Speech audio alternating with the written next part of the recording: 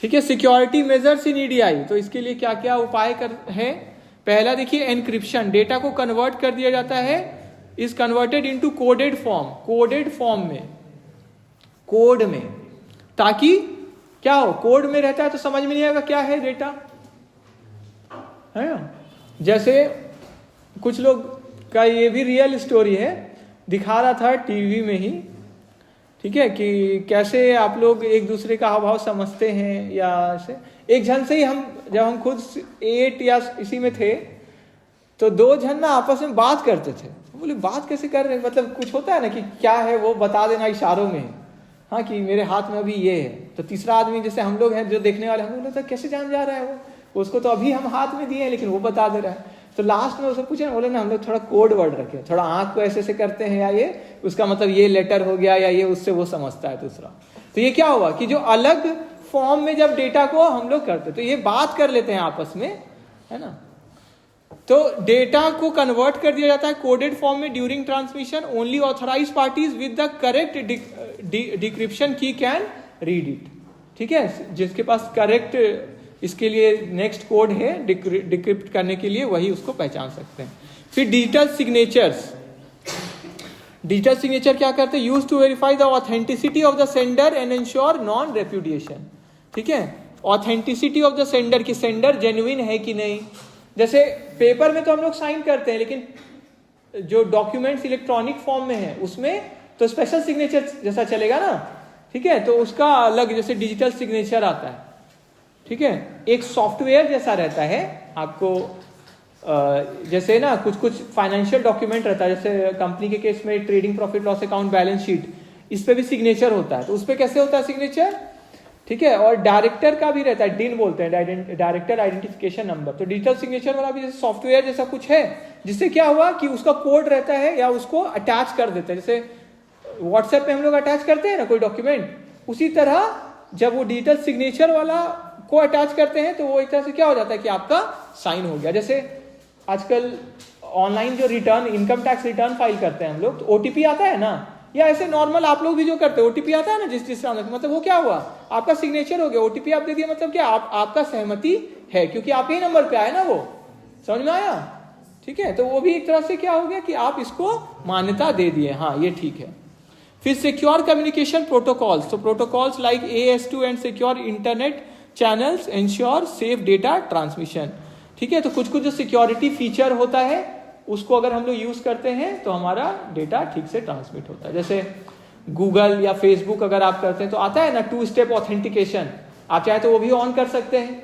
एक तो आपका हो गया पासवर्ड, फिर दूसरा आपके में ओटीपी आएगा, आप वो ओटीपी फिर वहां पे एंटर करिए तब एंटर होने दिया, मतलब सिर्फ आपका पासवर्ड से भी अब काम नहीं चलेगा अगर ये सब आप ऑन करके सिक्योरिटी फीचर रखे हैं तो, ठीक है। कोई 2 स्टेप सिक्योरिटी वाला किए हैं अपना में, 2 स्टेप ऑथेंटिकेशन किए आप लोग, वो फीचर रहता है, उसको चाहेंगे तो ऑन कर सकते हैं, ठीक है। फिर access control, only authorized users can access the EDI system, EDI system सबको यूज करने के लिए नहीं है। फादर ब्रूनो मेन ऑफिस में आप लोग गए हैं तो क्या सबको एंट्री अंदर करने मिलता है? नहीं, क्यों? क्योंकि वहां मेन आपका डॉक्यूमेंट्स रहता है, एंट्री किया होता है सिस्टम, तो उस सिस्टम को भी सब यूज, इसलिए आजकल देखें पेपर भी लगा हुआ है ना मेन ऑफिस के बाहर, देखें कि ये थोड़ा कॉन्फिडेंशियल एरिया है, यहाँ पे सबका प्रवेश नहीं है। ध्यान नहीं दिए होंगे तो पेपर पढ़िएगा, चिपका हुआ है गेट पर, ठीक है। और ये भी है ना कि बिना अनुमति के प्रवेश ना करें, वो भी क्या रोकने के लिए है ना कि सब इसमें एंटर ना करें। फिर फायरवॉल्स, फायरवॉल्स जानते हैं आप लोग, कंप्यूटर सिस्टम्स ये सब में रहता है ना, वो प्रिवेंट करता है, प्रोटेक्ट करता है इंटरनल सिस्टम फ्रॉम किससे प्रोटेक्ट करता है? अनऑथराइज्ड एक्सटर्नल एक्सेस से, कि बाहर से कोई बिना अनुमति के एक्सेस नहीं कर पाए। तो वो फीचर्स होता है फायरवॉल वाला, उसमें आप उसको फीचर होता है ऑन ऑफ कर सकते हैं, है ना फायरवॉल। इससे क्या होता है? आपका प्रोटेक्शन और बढ़ता है। ऑडिट ट्रेल्स, ऑडिट ट्रेल्स क्या हो गया? जितना भी इसमें काम हुआ है उसको रिकॉर्ड, उसका रिकॉर्ड रहता है। Maintain records of transactions for monitoring and verification, तो इसमें रिकॉर्ड मेंटेन होता है ट्रांजैक्शन का रिकॉर्ड्स और फॉर मॉनिटरिंग एंड वेरिफिकेशन। ये क्या होता है? जैसे एक तरीके से समझ लीजिए आप सिस्टम में जो जो चीज करेंगे अभी बैठ के, वो सब क्या हो जाएगा? रिकॉर्ड हो जाएगा। कि पहले एक यूजर आए थे इस टाइम पर, हाँ, वो इतना बजे से इतना बजे इस सॉफ्टवेयर में गए, उसमें ये काम किए, तो जब ये रिकॉर्ड होने लगे तो इसी को क्या बोलते हैं, ट्रेल। वो अपने पीछे क्या छोड़, एक निशान रह जाता है, जो काम किए हैं उसका रिकॉर्डिंग हो जाएगा, इस समय से इस समय तक ये इसमें चेंजेस आया है। क्लियर हो गया? जैसे सिंपल में समझना है तो आपका व्हाट्सएप देखिए, कितना बजे मैसेज आया है लिखा रहता है ना, कौन ये मैसेज किए वो लिखा रहता है, डिलीट हुआ है तो कब डिलीट हुआ है, तो एक कोई और एंटर किए हैं इसमें, कोई नए मेंबर है तो वो, तो ये भी क्या हुआ, एक तरह से निशान बनते जा रहा है ना। क्लियर है? तो इसको क्या बोलते हैं, पदचिन्ह जो बनते जा रहा है कि इसके बाद ये काम हुआ, इसको क्या बोलते हैं हम लोग, ऑडिट ट्रेल। ठीक है, रिकॉर्ड होते जाना। इंपॉर्टेंस, तो सिक्योरिटी में क्या इंपॉर्टेंस, ईडीआई सिक्योरिटी का क्या इंपॉर्टेंस है, ट्रस्ट बनाता है ये ट्रेडिंग पार्टनर्स में, क्योंकि सिक्योरिटी वाला कुछ फीचर ऑन किए हैं तो अब दोनों पार्टी जो है, बायर सेलर, दोनों बिजनेसमैन है, वो ज्यादा सिक्योर फील करेंगे ना। जैसे सिंपल में आपके घर में अगर आप फ्लैट में या घर में या गैराज में कैमरा लगा देते हैं दुकान में, तो आप ज्यादा कॉन्फिडेंट फील करते हैं कि नहीं, कि कुछ भी है तो चलो वहां रिकॉर्ड हो रहा है वो, या हम देख सकते हैं अभी लाइव क्या चल रहा है। ठीक है, प्रोटेक्ट्स कॉन्फिडेंशियल बिजनेस डेटा, हमारा बिजनेस डेटा को प्रोटेक्ट करता है।